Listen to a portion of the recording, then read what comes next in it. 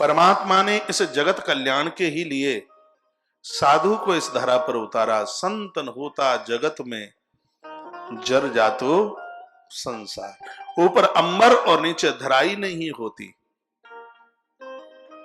यदि ये साधु नहीं होता। ये कुछ चीजें हैं, ब्राह्मण, गाय, देवता और साधु, यति सती, इस दुनिया को चलाने के लिए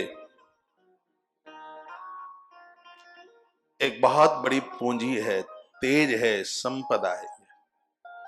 और भगवान जब जब आया धरा पर तब आया भी इन्हीं के लिए था। वे प्रधेनुस्वर संत हित लीन मनुज अवतार। धोखे से भी कभी इनका अपराध मत कर बैठना। आपने निजी मंदिर बनाया हो, लोगों को दर्शन करने के लिए कपाट बंद मत करना। गाय को कभी मारना मत, साधु को कभी दुत्कारना मत, नारी का कभी अपमान मत करना। जहां जहां नारी का अपमान हुआ खानदान सहित वो डह गए। पत्नी को नौकरानी मत समझना। पूर्व के किसी पुराण में मैं आपको, ब्रह्म पुराण में मैं आपको निवेदन कर चुका हूं। जीवन में 3 ऐसे हैं जो निस्वार्थ भाव से आपकी सेवा करते हैं, जिन्हें आपसे कुछ भी नहीं चाहिए और वो सिर्फ और सिर्फ अपने धर्म की पूर्ति कर रहे हैं। वो 3 हैं, एक है पत्नी, एक है पुत्र और एक है शिष्य। ये तीनों के तीनों हैं, इनको आपसे कुछ भी नहीं चाहिए। पत्नी आपसे कुछ चाहती होती तो संपत्ति उसके पिता के पास बहुत थी, वो तो तुम्हारे कुनबे को बढ़ाने के लिए आई है।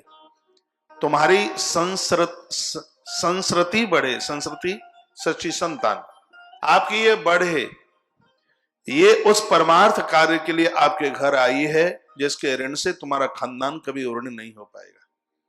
नारी जब एक बच्चे को जन्म देती है उसका कष्ट वही समझ सकती है। 9 मास पेट में बच्चे को रखती है, 2.5 किलो का लोथड़ा। मनुष्य इसकी कदर तब समझ पाएंगे, वो तो 9 महीने रखती है पेट में 2.5 किलो का मांस का लोथड़ा। यह मर्द लोग एक 2.5 किलो की ईंट आती है, उसको 9 घंटे ही पेट पर बांध के देख ले। उस नारी के ऋण से यह धरती कभी उऋण नहीं हो सकी, इसलिए उसका कभी अपमान मत कर देना,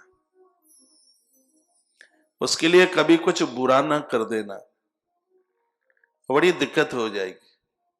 ये 5-7 चीजें बताई हैं, इसके ऊपर हमारा अवलोकन होना चाहिए। आज सांभ चरणों में गिर गिर करके रो रहे हैं, कहते हैं गुरुवर मेरे ऊपर कृपा कर दो, मेरे ऊपर दया कर दो, मैं दुखी हूं, मैं बहुत कष्ट में हूं, मेरे शरीर में कुष्ठ हो गया है, मुझे इसकी तकलीफ कम है, मैंने आप जैसे महापुरुष का अपमान कर दिया है, मुझे इसका बहुत कष्ट है। भगवान के चरण पकड़े थे तो परमात्मा ने तो कह दिया था मैं नहीं बचा सकता। अब तुम अपना जीवन चाहते हो तो देवर्षि के चरण पकड़ लीजिएगा, वही तुम्हें क्षमा कर पाएंगे, वही तुम्हें माफ कर पाएंगे।